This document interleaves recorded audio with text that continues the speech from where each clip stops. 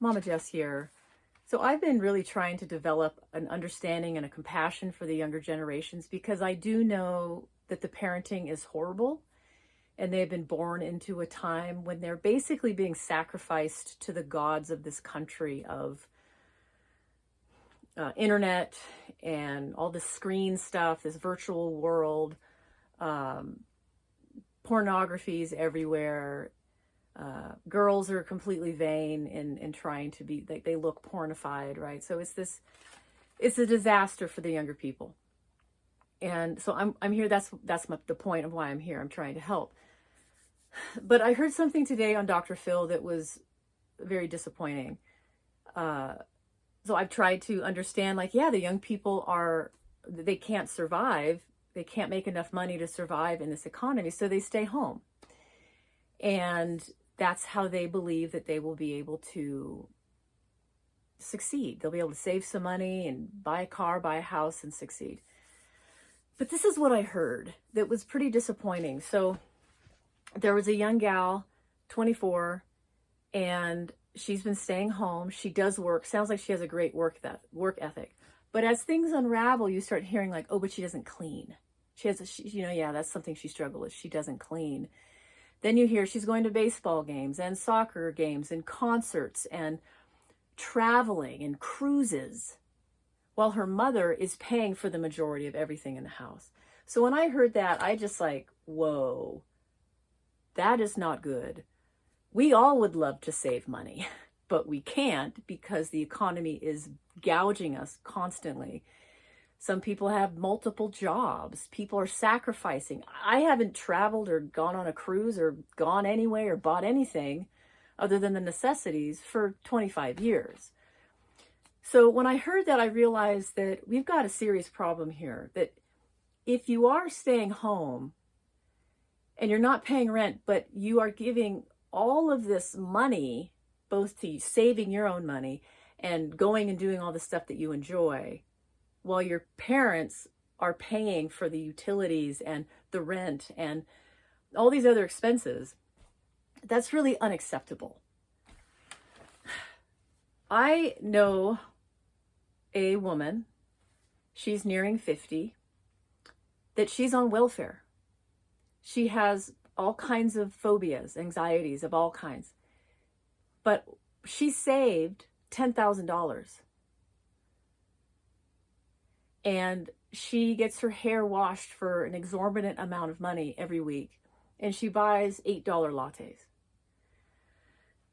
So if someone thinks that they're doing some kind of heroic thing by saving money while they're also like wringing someone else out on the other end, that's totally unacceptable. That is being rude, actually, socially selfish. Now, I actually am a proponent of families supporting each other in this difficult economy. Historically speaking, throughout many civilizations, probably from the beginning of time, families always had to stay together. You had the elderly people, you had the middle-aged, you had the younger, the babies. And it's not like there were cars, and it's not like there were like massive resources to build homes and get these massive jobs to just go and work and be independent of each other. So there was a cohesion and a support and living together in a community. So I value that. But what I see happening in this country is that the young people or whomever is staying home and mooching off their parents, they have kind of mutated that historical family bond where families and communities, they stay together. So if you are staying at home, saving a bunch of money because you just want to have this life, you're trying to build up toward this life you want while you're wringing someone else out, that's unacceptable. And this young woman, she was constantly saying, well, I want to build up for the life I want. It's like, yeah, we all would like to do that. But also my question, if you were raised in this country, you probably don't realize that you have been a slave to the ad men, to the consumer manipulation that started way back with Edward Bernays this is, you can find this information anywhere, that there have been sociologists and psychologists who've gotten into the big corporate world, and they know how to manipulate people's will. So if you've just lived in this country, in this modern life, and you've stayed at home, you probably don't even really know what you really want. You think, well, I want to live the life I want. I want to buy a nice car and buy a house, and I want to, save a bunch of money and go to all these concerts and all these recreational things and travel. It's like, is that who you really are? Is that what you really want to do? And I actually question if that's what you really want to do. That you need time and experience to explore who you are. You need to go through certain discomforts and the grind of adversity to realize, like, I really don't want to do that, but I really want to do that. So I'm very pro even families if they're going to live together. But if you're going to live at home, you need to become fully trained. You need to be doing pretty much everything that the house requires to make it run. And you also need to be fully skilled and prepared that if a suitor comes along, if a mate comes along, that you could get married right quick and move into that realm of responsibility. So there's a lot of different components there, but it really is touching on like young people staying at home.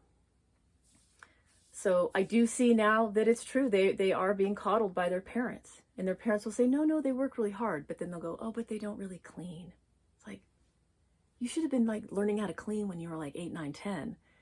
And you need to take the initiative and keep that going and not put that responsibility on your parent.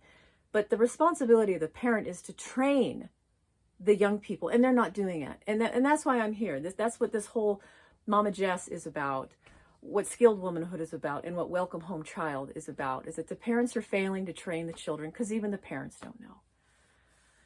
So I'm hoping that there will be many people rising up in this country to take over on the parenting that the biological parents are failing to do, because our civilization is on the brink of collapse.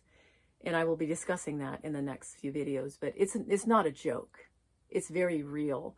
So you think like, I'm going to live the life I want to travel. Like, America's not going to be around anymore the way it has been, where you have so many freedoms and the things that you can just recreate and, play and save a bunch of money. And you're not in reality about what's forthcoming.